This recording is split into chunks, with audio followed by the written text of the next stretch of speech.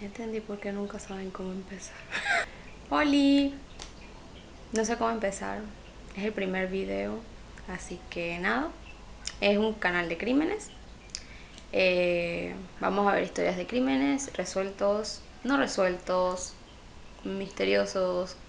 Y de repente estudiar un poquito más allá sobre la mente de estas personas que a veces no comprendemos y no entendemos por qué hicieron lo que hicieron. Vamos a ver hoy un caso de un asesino que bien se pudo haber salido con la suya si tan solo no hubiera dejado que su ego y sus ganas de ser reconocido llevaran eventualmente a su arresto. Esto sí que lo logró. Lo dejaron expuesto y finalmente fue capturado. Sé que es un caso que se requete conoce entre las personas que nos gusta el true crime y que se ha escuchado hablar mucho de él, documentales, libros, películas, series basadas en este mismo caso. Pero en el año 2022, el año pasado, salió un documental que me hizo querer hablar de este caso más en profundidad, porque a diferencia de los anteriores estudió un poquito más la mente del perpetrador. Salió nueva información en este documental en el que mayormente está basado este video que vas a ver. Les hablo de Dennis Rader, conocido como BTK. Dennis Rader es un asesino estadounidense convicto por 10 cadenas perpetuas, una seguida tras de otra, por los asesinatos de 10 personas en Wichita, Kansas, entre 1974 y 1991. Su alias más conocido es el asesino BTK, letras que corresponden a Bind, Torture and Kill, que vendría siendo hartar, torturar y matar. Este era su modus operandi. Durante el tiempo en el que la policía investigaba los casos, BTK jugaba con ellos, enviándoles cartas donde se mofaba de los crímenes y detallaba cada cosita que solamente el perpetrador de estos delitos podría saber. En el documental BTK Confession of a Serial Killer, BTK Confesiones en un asesino serial, lanzado junto con un libro del mismo nombre de la psiquiatra forense la doctora Katherine Ramsland, podemos escuchar detalles nunca antes revelados de la propia voz del asesino. La doctora ha mantenido contacto con Rader a lo largo de muchos años, con el objetivo de analizar al asesino serial, ya que digamos que se sale un poco de los típicos parámetros de un psicópata que tenemos como por base, y logró después de muchos años que Rader hablara y permitiera ser entrevistado por la doctora desde la prisión. Dennis Rader actualmente se encuentra en el Dorado Correctional Facility en Kansas, solo en una celda de 12x8, separado del resto, pero tiene un teléfono del cual dispone, y es mediante este que durante todo el documental logra comunicarse con la doctora frente a las cámaras. Para poder sacar un libro, la doctora necesitó la aprobación de los familiares de las víctimas, ya que Rader no obtiene ninguna ganancia y cedió todos sus derechos a las familias de las víctimas como parte de su acuerdo. Comencemos con su infancia y su vida, ya que en la mayoría de las veces esto nos lleva quizás a comprender un poquito a estas personas que cometen estos crímenes, no excusándolas, nada los excusa, pero podemos comprender quizás qué los llevó a esto. El maltrato, abusos, traumas de infancia pueden ser factores que reflejen en la vida de muchos asesinos y psicópatas. El tema con Dennis Rader es que esto que se tiene casi como una regla no se cumple. Y este es el elemento principal que atrajo a la doctora Katherine al caso específico de BTK, a desmentir un poco de este estereotipo que se tiene sobre los asesinos seriales en sus palabras, y poder así abrir el espectro de posibilidades para que estas personas puedan ser detectadas mucho antes de cometer muchos de sus crímenes. Para la doctora Katherine simplemente no es siempre el de la terrible infancia. Dennis creció en granjas y graneros. Tenía este sueño de tener un granero para torturar a sus víctimas. Llegó incluso a dibujarlo y plasmarlo. Dennis comenta que todo comenzó en el colegio cuando jugaba a los indios y los vaqueros con sus amigos. Él sentía cierto placer al ser atado y cuando otros eran atados. Él denomina mucho un tal factor X. Quiere hablar de un factor X que lo controla y lo lleva a hacer las cosas que hizo. Busca de cierta manera evadir la responsabilidad, agregarle misterio y ser el especial. Su padre, él mismo cuenta, era su héroe. Tenía 2 trabajos, los llevaba de pesca, un buen tipo, modelo masculino de la época. Era muy unido a su papá, pero más a su mamá. Admite que ambos fueron grandes padres. No sufrió abusos de infancia y esto sale del típico estereotipo del asesino serial que se tiene. Pero Dennis no maduró. En cuanto a las necesidades de atención, es bien visto en varios asesinos seriales, especialmente con naturalidad psicopática, según los estudios, es que la necesidad de atención se mantiene bastante infantil y la doctora Catherine hace énfasis en esto. Según él, hubo un incidente en el que la madre, limpiando la casa, se atora uno de sus anillos en el resorte de un sillón. Él, al verla con dolor, sufriendo, estaba asustada y le pedía su ayuda, sintió más bien una exaltación y es lo que él domina, su factor X. Al ver a su madre indefensa pidiéndole ayuda, despertó este factor X y sería ese el rostro de su madre asustada el que él quisiera ver siempre reflejado en sus futuras víctimas. Un poquito de mamillo. Ok, esa es la parte en la que a mí me choca un poco. Pero él comenzó abusando y torturando gatitos. De granja. Los ahorcaba. Esto es un patrón de conducta que sí que se repite en muchos psicópatas durante sus edades tempranas. Porque claro, agarremos un pobre animalito inofensivo que no te ha hecho nada y no puede defenderse de ti. Y viene desde esa falta de empatía, de una vida más inocente que la tuya. Luego él cuenta cómo comenzó a espiar a su maestra de 5º grado, una mujer dominante. Fue de hecho su primera víctima en sus fantasías. Luego tuvo su primera experiencia de placer sexual, no con una mujer, sino él solo atado y no sabía qué estaba pasando. Cada vez quiso un poquito más, atado, ahorcado, cada vez más en escala, como suele ocurrir. Entre los años 1966 y 1970 sirvió en las Fuerzas Aéreas. Vivió en Texas, Alabama, Okinawa, Corea del Sur, Grecia, Turquía, en fin. Cuando regresó a Estados Unidos vivió en Park City, es un suburbio ubicado a 7 millas de Wichita. Allí trabajó en la sección de carnes, en un supermercado donde su mamá era contable. Se esperaba que asista a la iglesia, tener trabajo, casarse, tener hijos, todo lo típico de la época. Sus padres le presentaron a una chica de la iglesia y se casaron bastante rápido. Se casó con Paula Dietz, la cual no quería saber nada más del tema desde el 22 de mayo de 1971, con la que tendría un hijo y una hija. Su hija sería quien, a través de ella, finalmente la policía daría con la identidad del asesino. Pero eso vamos a darlo para después. ¿Amaba Denise Rader a su esposa? ¿Podía Denise Rader amar siquiera? Él dice que sí, pero yo no lo sé, Rick. En aquella época él tenía un trabajo que amaba y lo perdió. Enfrentó este problema de tener que proveer para su familia, porque hombre de aquel entonces, y para él perder ese trabajo lo dejó muy frágil, vulnerable. Fue como un big fail en su vida. Según él, el despido desencadenó todo. Quiso meterse en la casa de alguien para romper el sistema, darle poder, ir en contra de la sociedad y romper la ley. Se metió por primera vez en una casa ese mismo día. Años más tarde, Denise asistiría, y probablemente voy a pronunciar esto mal, al Wichita Wesleyan University, una universidad de Wichita, y estudió administración de la justicia.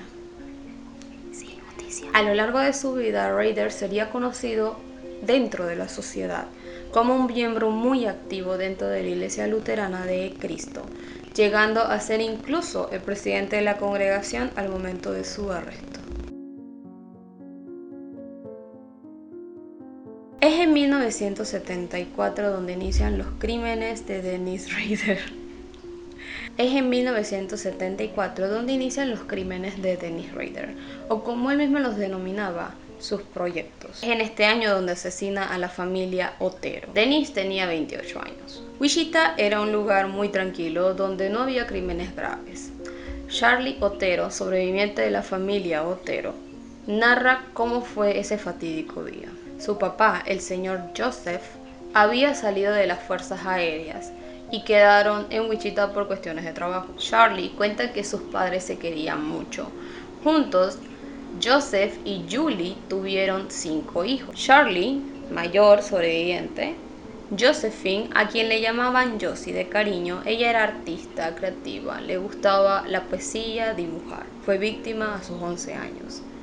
Joseph II, o Joey como le llamaban, su hermano lo consideraba un pequeño hombrecito, lady killer, guapito, un niño de 9 años, muy atlético. Danny y Carmen, mayores también que las víctimas, y sobrevivieron. El crimen ocurrió el 15 de enero de 1974. Ese día nevaba, cuenta Charlie, que tenía 15 años. Él debía presentar un examen en la escuela, por lo que su papá lo llevó temprano junto con sus 2 hermanos, Danny y Carmen.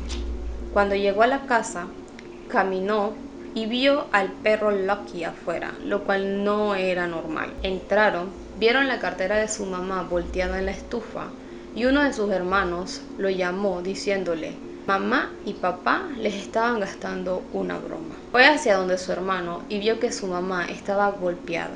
Papá tenía un cinturón alrededor del cuello. Le dijo a Danny que llamara a la policía, pero el teléfono no tenía línea. Estaba cortado. Le dijo entonces que fuera a la casa de un vecino a por ayuda. Cuando llegó la policía, ninguno de los 3 hermanos mayores sabían dónde estaba Joey y Josie, sus hermanos más chiquitos, quienes fueron encontrados por la misma policía en su cuarto y guindada en el ducto del sótano respectivamente. La temperatura de la escena de crimen estaba increíblemente alta. Lo había alterado el termostato para afectar la descomposición de los cuerpos y que estos no pudieran determinar precisamente la hora de la muerte, ya que la descomposición habría sido acelerada. Rader comenta que algunas ideas para sus crímenes las sacaba de revistas de crímenes reales o investigaciones. Dennis había visto anteriormente a Julie con los niños. Los observó durante varios días y se aprendió su rutina. Él realmente tenía pensado secuestrarla y llevarla a una locación apartada. El señor Otero le dañó los planes. Él no debía estar ahí. La familia Otero se encontraba desayunando cuando Rader tocó a la puerta. Siendo amedrentados y atados a la fuerza, fueron estrangulados lentamente uno por uno. Todos aparecieron con los pies y manos atados. La niña tenía encima y alrededor de ella. Los investigadores guardaron esta evidencia a pesar de que las pruebas de ADN no existían en aquel entonces, pero esto permitió realizar pruebas años después. Denis se refiere a algo de cubing, que es su capacidad de cambiar la cara cada vez que sea necesario, algo como un cubo de Rubik. Tiene diferentes caras para cada aspecto de su vida y las va cambiando de acuerdo le compete. Luego de asesinar a 4 personas, debía regresar a su fase de esposo. Y él recuerda que fue fácil hacer ese cambio para él. Luego de sus primeros asesinatos pasó una etapa de enfriamiento y luego regresaron esos deseos. Lo compara con drogarse, así como al inicio un drogadicto sacia sus necesidades por un tiempito, esa necesidad eventualmente regresa y cada vez necesita más y más y más. No había pasado mucho desde los asesinatos de los Otero cuando el 4 de abril de ese mismo año decidió atacar a la siguiente víctima, Catherine Bright. La observó alrededor de un mes. Catherine tenía 21 años. Ella vivía sola, pero su hermano Kevin, de 19 años, estaba de visita. Se quedó a dormir para ir de shopping a la mañana siguiente y Dennis no esperaba que su hermano estuviera ahí.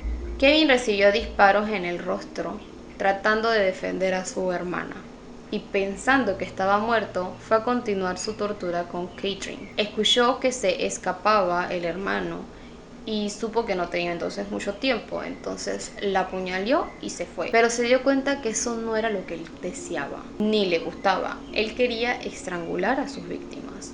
Nunca lo hizo de nuevo. Kevin, aún con vida, logra arrastrarse hasta la calle donde es socorrido por un conductor que lo lleva entonces al hospital. Cuando la policía llega al apartamento de Catherine, estaba aún con vida. La llevan al hospital, pero lamentablemente es declarada muerta a las 7 p.m. Dennis se ve a sí mismo como una víctima, ya que dice nunca haber tenido suerte con sus proyectos. Siempre pasaba algo o sus víctimas no respondían como él esperaba. Y obviamente él no ve a sus víctimas como lo que son, seres humanos, a los cuales él arruinó y les quitó la vida, sino los ve como simplemente objetos para su propio placer. El primer contacto directo con la policía fue establecido solo 9 meses después de los horribles hechos, cuando Dennis se entera que tienen otros sospechosos en custodia. Llamó a un periodista del Wichita Eagle, un periódico de Wichita, diciendo que el hombre que había matado a la familia había dejado una carta dentro de un libro de ingeniería mecánica en el segundo piso de la biblioteca pública de Wichita. Esta fue la primera movida de un juego que duraría 30 años. En el libro había una carta con detalles que solo el asesino podía conocer. Se bautizaba a sí mismo y decía: los 3 individuos que tienen detenidos solo hablan de los crímenes de los Otero para hacerse publicidad. No saben nada de nada. Lo hice yo, solo, y nadie me ayudó. Tampoco lo he contado. Que quede claro. Postdata. Puesto que los criminales sexuales no cambian su modus operandi, ni pueden hacerlo porque así es su naturaleza, yo no cambiaré el mío. Las palabras clave para mí serán: átalos, tortúralos, mátalos. BTK. Ustedes lo verán de nuevo. Estará en la siguiente víctima. Se nombraba a sí mismo BTK. Decía que sacó la idea de los libros de crímenes, pero que él quería ser diferente y no solamente tomar el nombre que las policías o los tabloides le impusieran. Deseaba atención, reconocimiento. Narcisista.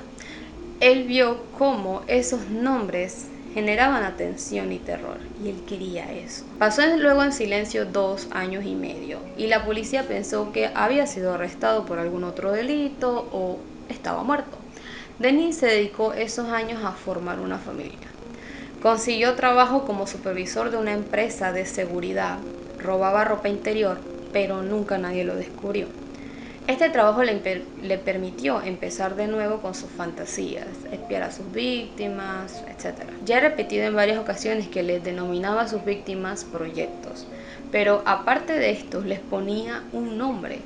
Por ejemplo, a una de sus víctimas la denominó Proyecto Piano, ya que la vio por primera vez tocando este instrumento. Al hacer esto, él está deshumanizando a sus víctimas, y así ese dolor o sufrimiento que les cause no tiene repercusiones en él, porque son solo proyectos. En 1977, sus fantasías y deseos por matar iban cada vez más en aumento, y ya estaba listo. Tenía varios proyectos en mente. El 17 de marzo se dirigió a la vivienda de Proyecto Verde, con la intención de matar ese día. La chica no estaba en su casa, así que procedió a ir a otra casa, Proyecto Blackout, y de nuevo no tuvo resultados. Estaba decidido a actuar, y luego vio a un niño en la calle. Asumió que la madre debía estar en su casa. Tenía un plan de lo que deseaba hacer, y se le presentó una oportunidad. Steve Relford es el niño al que él vio.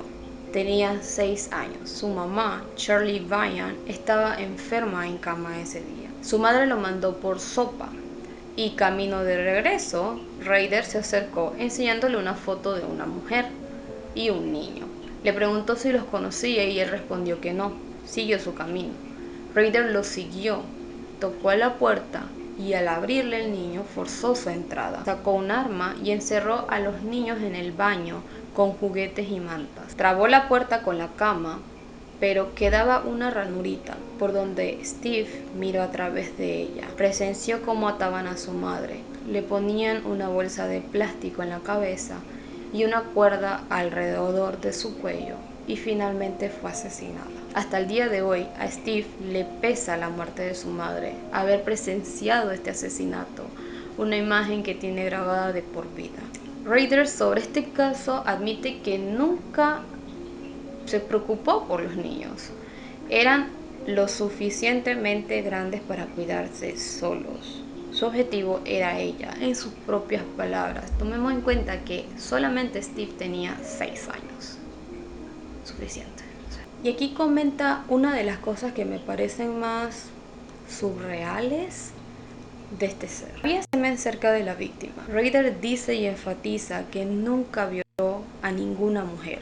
Simplemente fue algo que no hizo, porque sería ir demasiado lejos. Incluso los asesinos seriales tienen alguna especie de tabú. Ese era el mío. Cito. En su fantasía sí que las violaba, pero él nunca lo hizo y nunca llevó este acto a la realidad, porque era demasiado. Porque matar, asesinar, torturar. El 8 de diciembre de ese mismo año, 1977, atacaría nuevamente, esta vez a Nancy Fox. Nancy era una mujer pequeña, rubia. La siguió por un tiempo, aprendió su rutina, quería que fuera perfecta. Él había cometido errores en sus crímenes anteriores, por lo cual este tenía que ser perfecto.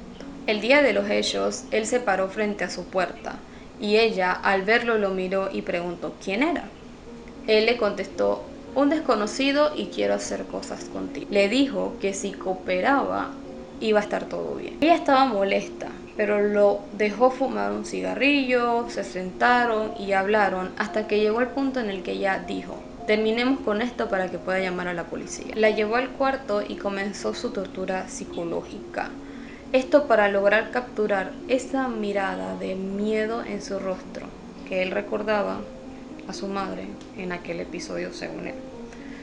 Rader ha dicho que Nancy es su favorita porque todo salió bajo lo planeado.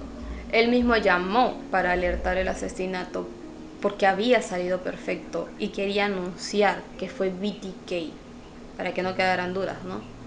Y poder contactar entonces el tabloide y preservarlo. Dice que es lo más estúpido que pudo hacer porque pudieron atraparlo, tenían su voz. Luego de este crimen, la policía seguía controlando la narrativa y no anunciaba a la población de Wichita que había un asesino acechándolos en las calles. Así que BTK fue directo hacia los medios. Larry Haterback, quien en aquel entonces era jefe de fotografía en Cake, una estación de Wichita afiliada a la ABC, recibió una carta donde detallaba el asesinato de Nancy Fox. La línea que más le preocupó fue la que enunciaba: ¿cuántos más tengo que matar antes de que pongan mi nombre en el periódico? BTK. Entrevistaron al Chief LaMunion, quien públicamente admitió que no tenía pistas ni idea alguna de quién podía ser el responsable, pero que deseaba advertirle a la población de Wichita que había alguien muy peligroso rondando sus calles. Rader estaba contento con las declaraciones porque finalmente le estaban dando toda la exposición que tanto quería. Mientras cometía estos crímenes, asistía a la universidad y estaba trabajando para obtener su título en Administración de Justicia. Comenta que aprendió cosas que le ayudarían en sus crímenes durante la carrera, como por ejemplo evitar dejar huellas dactilares. Rader aplicó para el departamento del sheriff, para el departamento de la policía de Wichita y para la patrulla de carreteras. En las tres no fue admitido. Puede que quisiera formar parte de alguna de estas agencias de fuerza por su posición de poder y la posibilidad de aproximarse fácilmente a potenciales víctimas. Ya a estas alturas Rader se sentía intocable. Siguiendo la investigación, los detectives analizaban las cartas enviadas por BTK. Estas estaban escritas con máquina de escribir y fotocopiadas varias veces. En aquel entonces, no cualquiera tenía una fotocopiadora en su casa a disposición. Entonces, pidieron la colaboración de Xerox, que es el proveedor más grande del mundo en fotocopias, para analizar las cartas. Fueron capaces de analizar y rastrear a 2 fotocopiadoras por medio de marcas en el papel. Estas máquinas se encontraban a disposición del público. Eran como del tipo que ponías una moneda y te dejaba realizar las copias que necesitaras. Una de estas estaba en el sótano de uno de los edificios de la Universidad de Wichita, donde Ryder estudiaba, y la otra en el segundo piso de la Biblioteca Pública de Wichita, donde de hecho habían enviado la primera carta referente a los boteros. Descubrieron que de alguna manera el perpetrador de los crímenes tenía un nexo con el estado de Wichita, ya sea que vivía cerca o vivía ahí o trabajaba ahí. A Ryder, por otro lado, sin saber todo esto, le comenzó a dar miedo, pensando que la llamada que había realizado había sido un error y que los llevaría eventualmente a atraparlo. Comenzó a acomodar cosas, a ocultar algunas cuestiones incriminatorias, a realizar mejores escondites. Durante la investigación de la doctora Catherine, Denise le realizó incluso un mapa de estos escondites alrededor de toda Wichita. Cuando finalmente lo arrestaron y registraron su casa y oficina, encontraron algunas Polaroids, ¿saben? Unas fotitos que se imprimen directo de la cámara, de lo que veían podía ser una víctima masculina con una máscara puesta. Al preguntarle por su víctima masculina, Ryder no entendía a qué se referían, y cuando le mencionaron las Polaroids, admitió que ese era él mismo. Denise cuenta que siempre tuvo un trípode y se le ocurrió que podía tomar fotos de sí mismo en bondage, atado. Se vestía con la ropa interior femenina de sus víctimas y se cubría el rostro con una máscara o con una camisa. Se ponía peluca y se arreglaba a sí mismo como parte de su fantasía sexual. Se dijo a sí mismo que esto lo calmaba y evitaba que matara más personas. Pero la doctora Catherine piensa que fue todo lo contrario, que el hecho de realizar estas fotos le impulsaba más y más a cometer estos crímenes. Después, en 1979, desapareció nuevamente del ojo público. Cuando se le pregunta, dice que su hija nació en 1978 y él se graduó en el 79. Entonces no tenía realmente tiempo para realizar este tipo de actividades. Durante este tiempo, Ryder aprovechaba sus ratos libres, que estaba solo en casa, para realizar estas otras actividades eróticas de las que les hablaba. Se ponía ropa de sus víctimas, incluso de su esposa, y se ataba. Su esposa lo atrapó en esta situación 2 veces. Estaba enojada y él también, por haber sido atrapado, le admitió y le dijo que no lo volvería a hacer. Y ella le advirtió que no lo volviera a hacer y que si ella lo volvía a atrapar en esta misma situación, se iban a separar. Ella se iría con sus hijos. Denise se aseguró de que no volviera a ocurrir esto de nuevo. En abril de 1985, Denise Ryder vivía en Park City, un vecindario tranquilo, y justo al final de su calle vivía su vecina, Maureen Hedge. Maureen Hedge, una mujer de 53 años que vivía sola, no tenía perros, una vecina más, a la cual saludaba de vez en cuando pasaba, y de repente, después de 7 años sin actividad criminal, decide hacer de Maureen su próximo proyecto. El 27 de ese mismo mes se dirige a su casa. Ella no estaba. Ingresa en la vivienda, se esconde en el armario de la habitación. Luego llega Marie acompañada y esperó 1 hora y media en el closet hasta que su acompañante se retiró. Ella se fue a la cama y ahí la atacó. Ahora, Denise haría algo diferente con esta víctima, ya que una vez muerta llevaría su cuerpo a la iglesia, de las cuales tenía la llave al ser el presidente, para tomarle fotos en diferentes posiciones y posteriormente arrojar su cadáver. La policía no sabía si ligar este crimen a los demás de BTK, porque sí, la línea telefónica estaba cortada, pero ella no había sido encontrada en su casa, como en los anteriores casos. Denise no se atribuye este crimen y permaneció en silencio porque lo último que quería era un montón de policías registrando su calle o dándole vueltas a su calle. Pasó el tiempo y BTK puso su mirada en el siguiente proyecto, Vicky Wegeler. El 16 de septiembre de 1986 se hizo pasar por empleado de la compañía telefónica. Ella le dijo que su esposo llegaría pronto y él simplemente no le prestó mucha atención.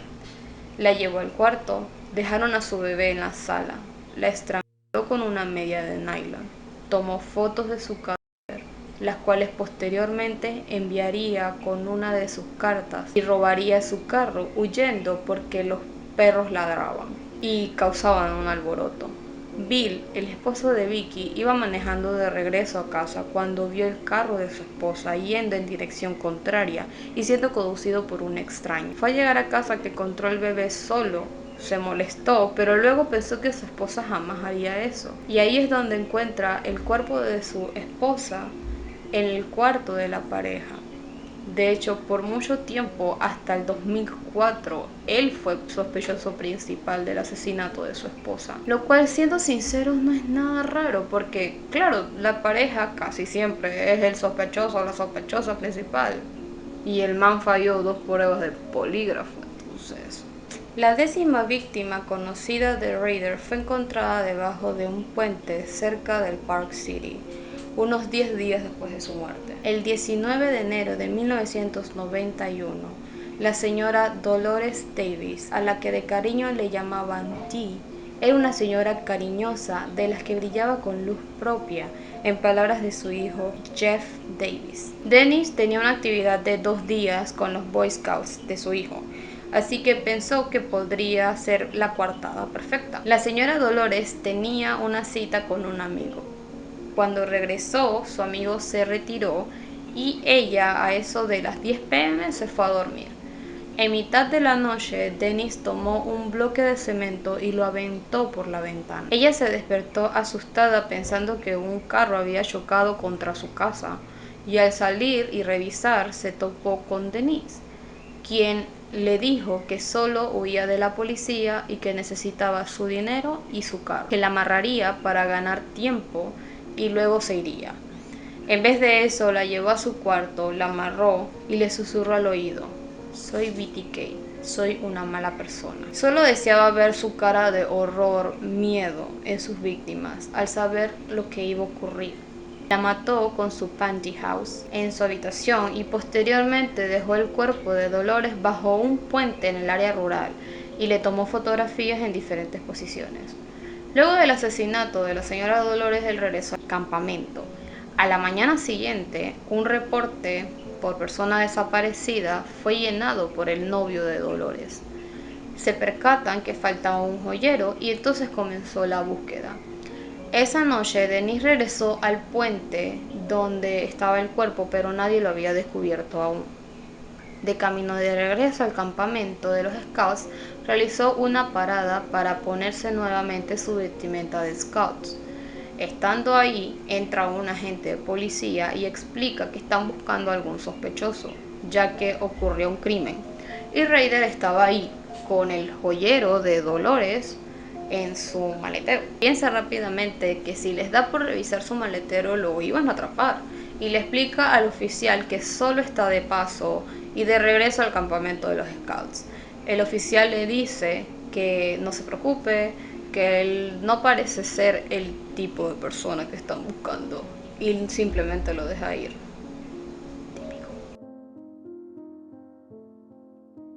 Dennis llevaba una lista detallada, organizada de todos sus proyectos. Algo no muy sorprendente de alguien que necesita tener tanto el control de las cosas, que todo esté bien detallado en su lugar. En total, la lista enumeraba 55 proyectos. Muchas personas estuvieron en la mira, fueron acosados e incluso planificó secuestros de algunas de ellas, pero nunca ocurrieron. Estas personas pudieron ser asesinadas por BTK, pero por suerte no ocurrió. El número 16 de la lista tenía como nombre Proyecto Blackout, y este correspondía a la superviviente Cheryl Gilmore Sarkozy, quien participó del documental del 2022. El nombre Blackout proviene del nombre de un bar cerca de la Universidad de Wichita al que Dennis iba frecuentemente. La fecha marcada para este proyecto Blackout es en 1977. Cheryl tendría entonces unos 26 años y decidió ir al bar Blackout con una amiga esa noche. Recuerda haber compartido una conversación con un hombre que le habló sobre sus estudios que tenían algo que ver con leyes o el trabajo policial. En algún punto de la noche, el bar fue allanado y se les pidió que se marcharan, y así se fueron caminando juntos hacia los estacionamientos. Estando afuera, ella le pregunta si sabía si cometer suicidio es un delito en Kansas. Pregunta rara. Él le responde que de hecho sí, es un delito cometer suicidio en Kansas. What? Y ella le dice que es una pena porque quien quiera suicidarse debería poder hacerlo. What? Ella recuerda que él le apretó el brazo y le dijo, oh, no digas eso. Y ella pensó que era un hombre amable. Dios mío, la salud mental. Ella se subió a su auto y se fue. Denise ese día la siguió a su casa y comenzó entonces a acosarla. Cheryl era vecina de la víctima número 6 de BTK, Shirley Vian. El 17 de marzo, Denise tocó la puerta de Cheryl, pero ella no se encontraba en casa. Y es ahí donde vio al hijo de Cheryl andando en la calle, Steve, y entonces lo siguió. Al llegar a casa con su hijo, Cheryl encontró a un oficial en su puerta y le explicó que su vecina había sido asesinada y que el hijo de esta les notificó que el hombre había tocado a su puerta, por lo que pensaban que ella era realmente la víctima prevista para ese día. Cheryl no pudo dormir durante meses y vivía con miedo constante de que alguien llegara y le hiciera daño. El 15 de enero del 2004 se cumplían 30 años de los primeros asesinatos de Denise Rader, la familia Otero, 25 años del último contacto con los medios o la policía y 13 años del último asesinato de Rader, el de Dolores, aunque este último no había sido todavía ligado con los otros casos de BTK. En el periódico The Wichita Eagle salió un reportaje titulado BTK caso no resuelto 30 años después, recordando a las víctimas de 30 años atrás, y decía que alguien estaba escribiendo un libro sobre BTK. A Denise no le gustó esto. Era tan arrogante que él quería contar su propia historia. Envió una carta al Wichita Eagle con una fotocopia de una antigua Polaroid que parecía ser el cuerpo de una mujer en el piso y una licencia de conducir de Vicki Weger. En mayo del 2004, Ken Landwehr, teniente del Departamento de Homicidios de la Policía de Wichita, formó un grupo de expertos de policía de Wichita, agentes del FBI y la KIB, que es el Kansas Bureau of Investigation, y sabían que la única manera de atrapar a BTK era mantener la comunicación y que siguiera hablando. Así que se dirigían a él a través de ruedas de prensa para que sintiera que eran amigos y que pensara que la policía también se estaba divirtiendo. Y así comenzaron a ir y venir las cartas de BTK con códigos para descifrar. Siguiendo este juego, en enero del 2005, BTK alertó a la estación Cake de 2 paquetes que habían sido dejados para las autoridades. Estas eran 2 cajas de cereales, una dejada al lado de la carretera y el otro detrás de un Home Depot, que es una cadena grande de almacenes que vende de todo para el hogar. Encontraron la primera caja en la autopista y contenía descripciones muy gráficas de los primeros asesinatos. La segunda había sido desechada por error por un colaborador de la cadena, pero sería esta la que finalmente guiaría a la policía a dar con Denise Rader. Las autoridades buscaron la caja de cereal y la encontraron destrozada, pero aún con los documentos importantes. Lo más relevante fue una nota que decía: ¿puedo comunicarme por un disquete floppy y no ser rastreado a la computadora? Sé honesto. Junto con instrucciones de cómo contestar. O sea, el man literalmente confió en que la policía no le iba a mentir. Y adivinen qué hizo la policía. Este era el mismo man que se creía más vivo, más inteligente que los policías. o quería ser encontrado. La policía respondió, obviamente, que no había manera de rastrearlo o de saber qué computadora utilizó ese disquete. Revisando las cámaras de seguridad del Home Depot, determinaron que alguien que conducía una camioneta Jeep Grand Cherokee oscura había dejado el paquete. 2 semanas después llegó un paquete a una estación de noticias local. Era de Bitcake.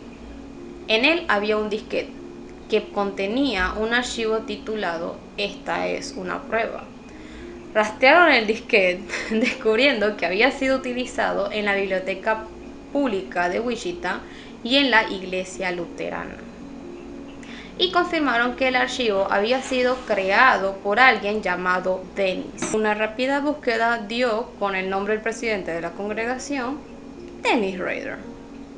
Observando al sospechoso, descubrieron que conducía la misma Jeep oscura, y una muestra de ADN de una prueba de Papá Nicolau de su hija, que tenía 25 años en ese momento, había sido comparada con las muestras de ADN recolectadas de las escenas de los crímenes. La prueba confirmó que ella era hija del perpetrador de los hechos. He de agregar que años después, en el 2019, ella confesaría que sintió su privacidad vulnerada, ya que la policía rebuscó en sus expedientes médicos sin su consentimiento, pero que entiende que era necesario para atrapar a su padre. El arresto se dio el 25 de febrero del 2005. Su confesión duró más de 30 horas, pero no por lo difícil que fue que confesara. No. El tipo no paraba de hablar. Estaba orgulloso y literal no se callaba. Durante el juicio, su testimonio perturbó a los presentes, debido a los minuciosos y macabros detalles que aportó de cada asesinato. Se mostró orgulloso de autoproclamarse el asesino BTK y se declaró culpable de los 10 crímenes. El 18 de agosto del 2005, el tribunal le sentenció a 10 cadenas perpetuas consecutivas. Cuando la doctora Catherine le pregunta por qué confió en la policía en lo de los discos floppy, él dice que se dejó llevar por el juramento de Scout, de ser siempre sinceros, que él estaba confiando, pero que la policía había declarado la guerra y que en una guerra no hay amabilidad. Cree que debieron jugar honestamente al juego del gato y el ratón. Por otra parte, su esposa pidió un divorcio de urgencia que se concedió muy rápido. Paula nunca dio una entrevista y nunca quiso saber nada al respecto.